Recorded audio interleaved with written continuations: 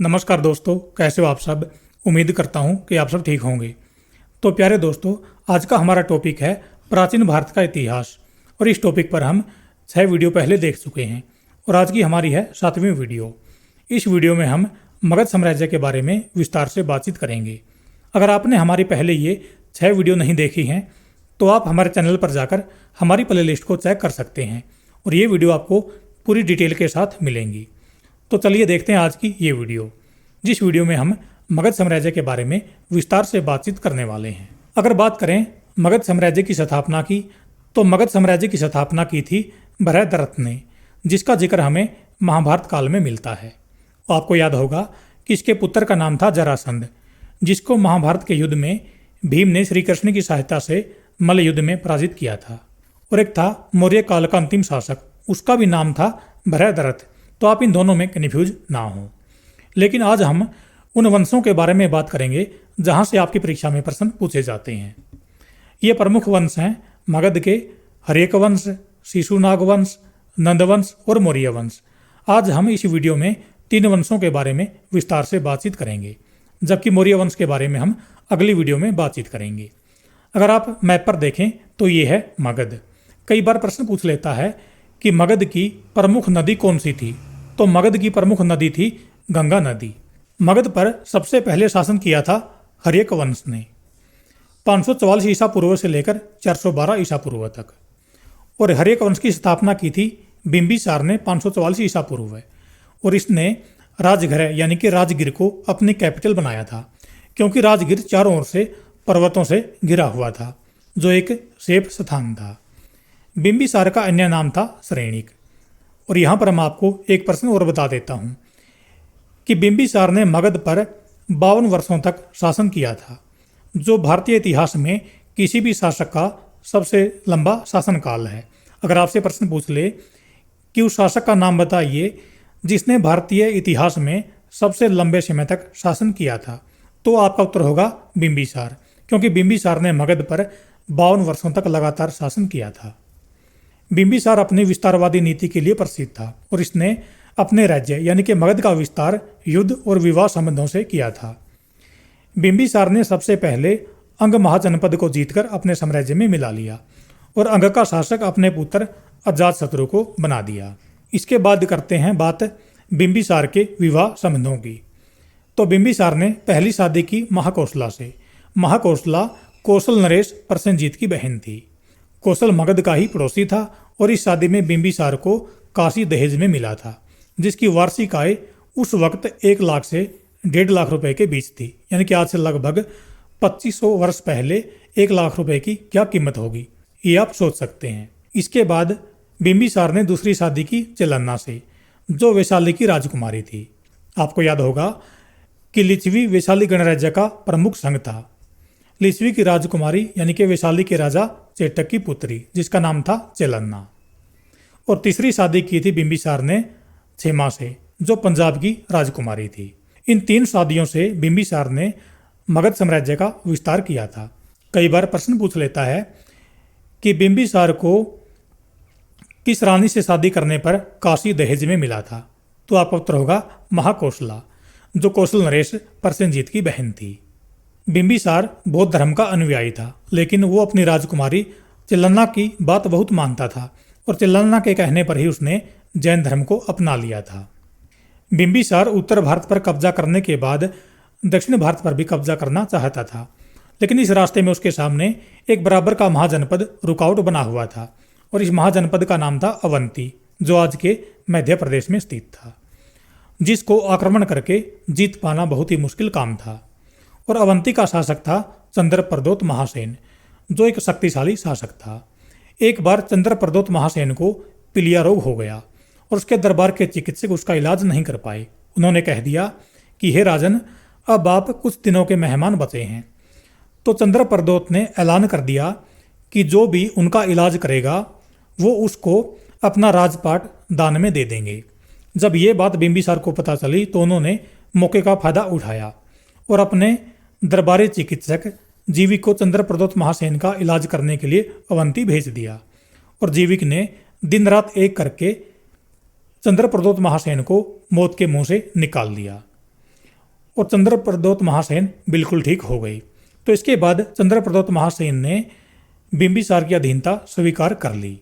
इसके अलावा बिंबिसार ने जीविक को महात्मा बुद्ध की सेवा के लिए भी भेजा था, ये भी आप याद रखें।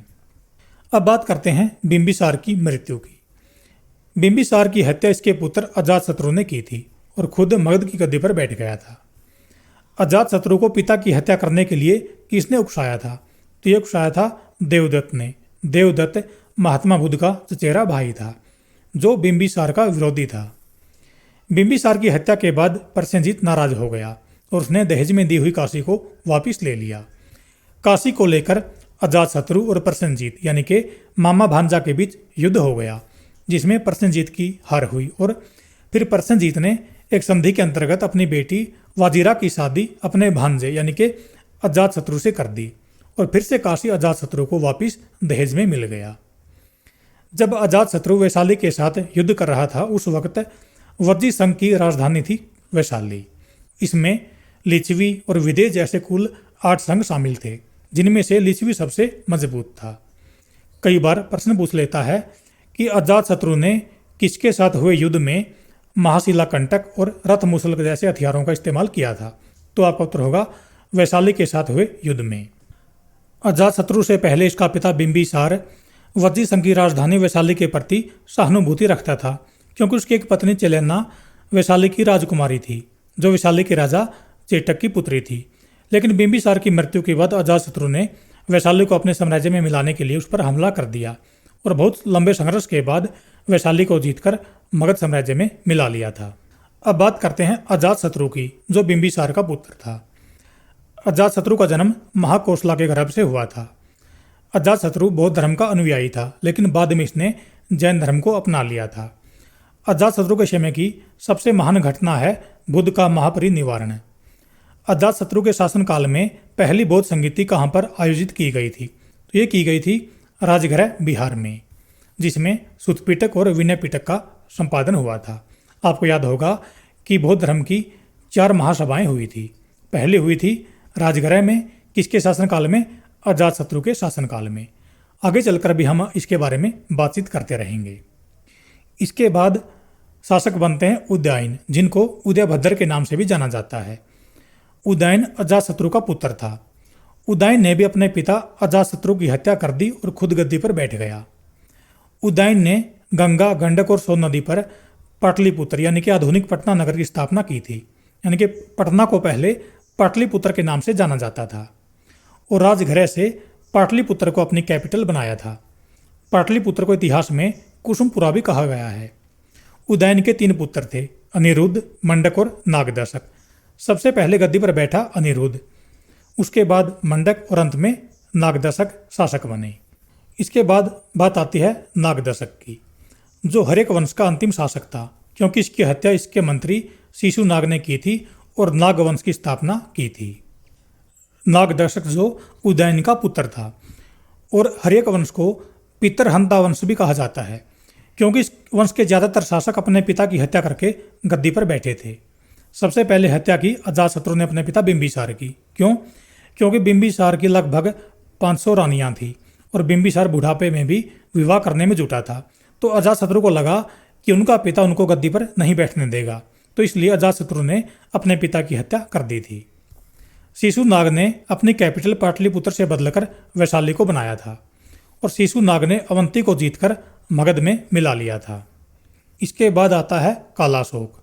कालाशोक शिशुनाग का पुत्र था। कालाशोक ने अपनी कैपिटल वैशाली से बदलकर दोबारा पाटलिपुत्र को बना लिया था। कालाशोक के समय कौन सी बौद्ध संगीति हुई थी? तो आपका उत्तर होगा दूसरी बौद्ध संगीति। ये हुई थी वैशाली में।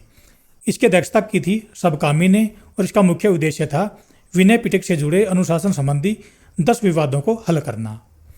कालाशोक जैन धर्म का अनुयायी था और वो अपना सारा राजपाट शिशुनाग वंश के अंतिम शासक नंदीवर्धन को सौंपकर भिक्षु बन गया था।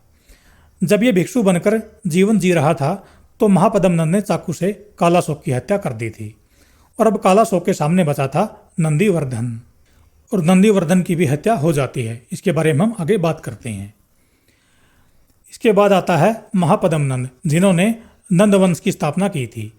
महापद्मनंद ने नंदीवर्धन की हत्या करके नंदवंश की स्थापना की थी और नंदवंश का अंतिम शासक था धनानंद, जो एक क्रूर और लापरवाह शासक था जिसको अपने साम्राज्य की और लोगों की कोई चिंता नहीं थी। चाणक्य के पिता की हत्या धनानंद ने की थी और उनके शव को चौराहे पर लटका दिया था, जिसके बाद चाणक्य डर के मारे जंगल में भाग गए थे और वो थक हार कर बेसुध अवस्था में जमीन पर पड़े हुए थे। तो एक साधु ने उनको उठाकर पानी पिलाया और उनका नाम पूछा, तो चाणक्य ने धनानंद के डर से अपना नाम विष्णुगुप्त बता दिया और यहीं से चाणक्य का नाम विष्णुगुप्त पड़ा था। आपने पढ़ा होगा कि चाणक्य को विष्णुगुप्त के नाम से भी जाना जाता है, तो उनका विष्णुगुप्त नाम यहीं से पड़ा था। इसके बाद क्या हुआ कि जब 326 ईसा पूर्व में यूनानी शासक सिकंदर ने हमारे देश पर हमला किया, तो उसका अगला निशाना तक्षशिला विश्वविद्यालय, जो वर्तमान पाकिस्तान में है, वो था। और इस विश्वविद्यालय के प्रसिद्ध आचार्य थे विष्णुगुप्त यानी कि कौटिल्य, जिनको चाणक्य भी कहा जाता है। उन्होंने मगध के शासक धनानंद से उसके दरबार में जाकर अपील की कि वो सभी महाजनपदों को एक साथ लेकर सिकंदर और अन्य विदेशी आक्रमणकारियों से देश की रक्षा करे। लेकिन धनानंद ने आश्वासन देने की बजाय चाणक्य की वेशभूषा का मजाक किया और अपने राजमहल से बाहर निकाल दिया। चाणक्य ने अपने इस अपमान का बदला लेने के लिए और अपने पिता की हत्या का बदला लेने के लिए एक बहुत ही चतुर और साहसी युवक की तलाश थी। मैं आपको बता दूं कि चाणक्य ने बदला पूरा नहीं होने तक अपनी शिखा नहीं बांधने की प्रतिज्ञा ली थी। चाणक्य ने अपने खास मित्र शकटार से कहा कि उनको एक ऐसे युवक की आवश्यकता है जिसमें राजा बनने के सारे गुण हों। शकटार ने उसे धनानंद के दरबार में काम कर चुकी एक मुरादासी के बारे में बताया, जिसका अपमान करके धनानंद ने उसे दरबार से बाहर कर दिया था। शकटार ने उसके बेटे चंद्रगुप्त मौर्य के बारे में बताया कि वह शासक बन सकता है।